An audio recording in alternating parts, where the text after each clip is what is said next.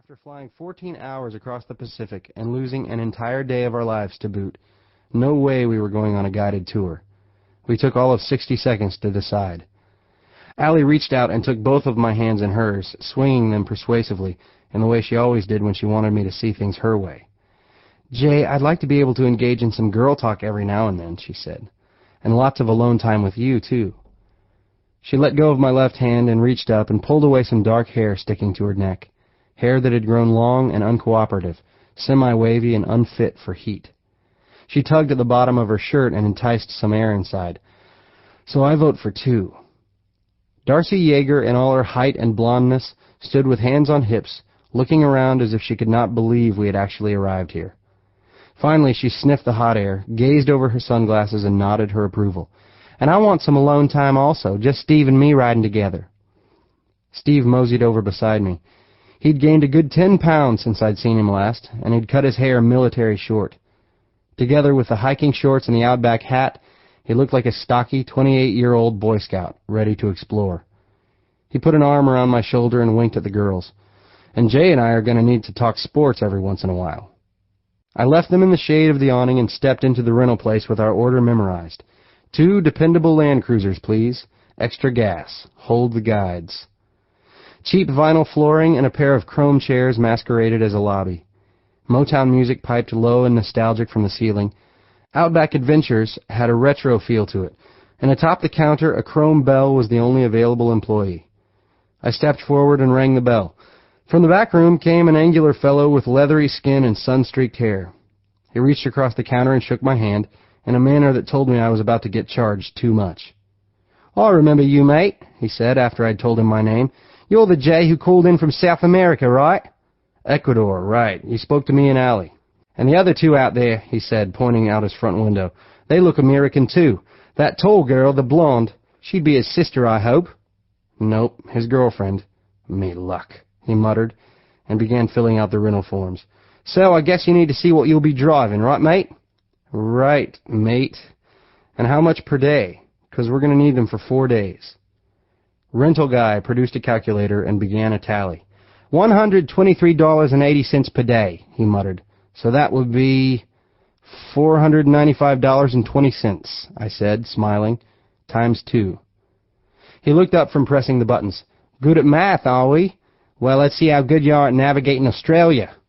He motioned for me to follow him outside. Rental guy led our foursome around the side of his building, where he summoned us together and began espousing the capabilities of his well-used fleet. 4-wheel drive, spare gas cans, spare parts, 2-way radio to talk to the other vehicle, a tent and sleeping bags folded in back.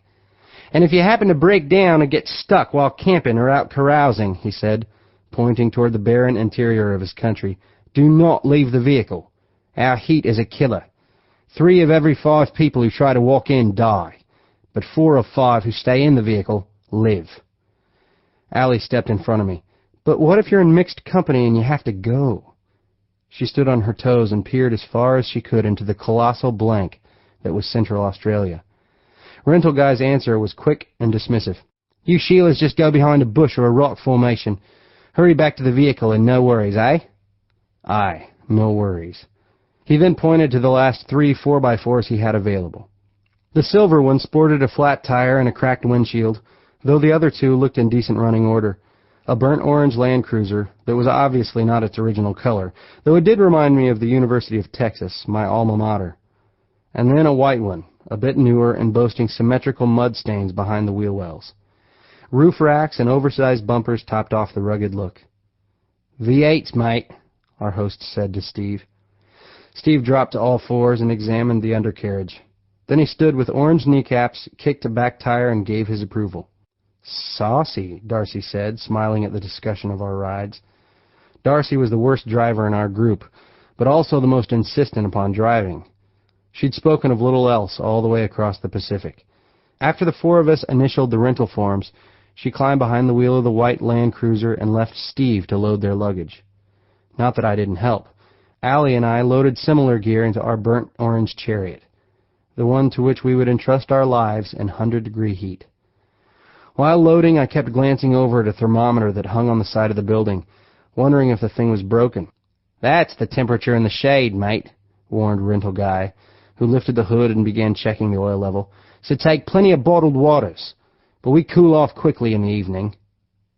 I opened the driver's door to inspect the interior, saw a rag on the floorboard, and used it to wipe the collecting dust from the side mirrors and windshield. "What's with the big bumpers?" I asked. Our host placed one foot on the front bumper and pressed hard. The vehicle barely bounced. "No worries. After sunset you might see roos and wallabies hopping about. They'll cross the road, snoop around campsites. These bumpers here will protect you and the Sheila." Next, he reached in under the dash and pulled out a walkie-talkie, small and black, not much bigger than a cell phone. "Jay, this here's your best friend," he explained, turning the squawk control on and off. "You and the other vehicle can talk to each other if you get lost. I checked her out just this morning, and she's got a good range to her." He demonstrated how to work the thing and then stuck it back under the dash. While he and Steve checked all the fluids in the vehicles, Allie hurried around the passenger side, toting a backpack and a frown. "Jay, I wish he'd stop referring to me and Darcy as Sheilas." She set the pack in the back seat and turned to speak. "Doesn't that mean hooker in Australian?" After we had all got our gear situated in the vehicle, I called Rental Guy aside and asked him, in a low whisper, if Sheila did indeed mean hooker in Australian. "No, mate," he whispered back. "Means female. A few Aussies even use the term for female kangaroos." I said, not sure if he was telling the truth, but trying my best to adapt to the carefree lingo. "No worries." They say Australia is about the size of our lower 48, but the similarity stops there. For if maps of the two countries were overlaid, Maine to Maryland would comprise the Great Barrier Reef. Sydney would envelop Savannah. Melbourne would be Miami. And across the country, in the role of windswept San Diego, would sit Perth. Now that we all have our bearings, I'm here to tell you that we were not in any of those places. Not even close. Where we launched from was, in effect, Kansas, which in Australia means the Northern Territory, and this town of Alice Springs, gateway to the outback. The plan was to spend 4 days driving in and out of arid wilderness, during which we would visit some famous rocks, Kings Canyon, and an Aboriginal settlement. Then we would return the vehicles, fly down to Melbourne, and depart 3 days later from Sydney. But how often does the reality map overlay the plan? Darcy and Steve pulled away first. After a stop to buy groceries and 2 cases of bottled water, they led us down a 2-lane highway, a dull blacktop coated in familiar orange dirt. It was early afternoon, and the tourist town behind us faded rapidly, in contrast to the view ahead, a rocky horizon that seemed to just keep growing and growing. Minutes later, Allie reached over and put her hand on mine. "Jay, this is the freest I've felt since we floated off in the Atlantic with our eyes shut. Don't remind me, we almost became human sushi. It was a test. I would only date a risk-taker." I rubbed her fingers and tried to adapt to driving on the left side of the road. "If you don't mind, let's say yes to vision in Australia." Pursuing her had meant saying no to a 6-figure offer to work on Wall Street, yes to risk, and maybe to Ecuador. It also caused a wedge in my family. In Dallas lived relatives mired in shock over my leaving the investment world to go work in a jungle village with a Carolina girl whom they'd never met. And because of what I'd given up, I often teased Allie about what our dating life might have been like if she had been the one who'd moved. "Hey, do you realize that had I stayed on as a stockbroker, we could have afforded to come here twice a year? Twice a year down under?" Through a curved section of the road, she remained silent. Then she opened her journal, wrote a line, and spoke without looking up. "And you'd have been traveling with someone else twice a year." She had this mindset, this theory ingrained in her that if a person was passionate about something, in her case helping to raise a bunch of orphans, that everything else, including who she ended up with, would flow from that service. Perhaps she was right.